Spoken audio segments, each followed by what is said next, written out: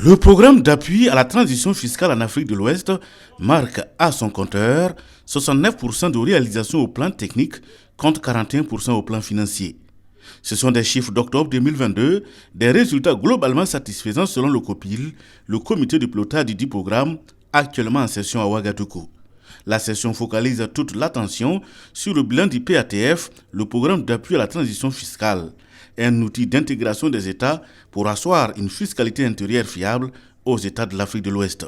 Nous devons faire le point du parcours que ce programme a connu avec tous ses succès dans le domaine de la fiscalité et en particulier relever pour les pays qui n'ont pas assez progressé dans la transition fiscale, notamment par la mise en place de la TVA, pour essayer de les accompagner. Nous avons identifié 3 pays.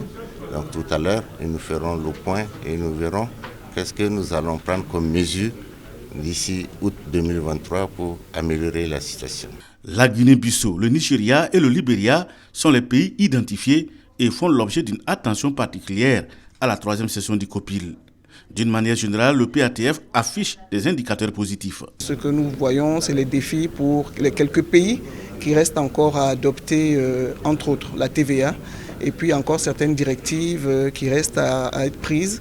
Donc nous allons ensemble voir comment y arriver. La CEDEAO et l'UEMOA assurent la mise en œuvre du PATF, un programme financé par l'Union européenne. On félicite vraiment la résilience de tous les pays à faire des réformes dans les situations internationales qui c'est qu'on a tous. Et c'est simplement pour faire déboutir les réformes qui sont nécessaires et pour mobiliser les ressources propres de ces pays. La session réunit les experts du domaine de la fiscalité avec pour enjeu définir des orientations nécessaires à la finalisation du programme. Le PATF doit à terme permettre aux États membres de la CEDEAO de tirer le meilleur profit.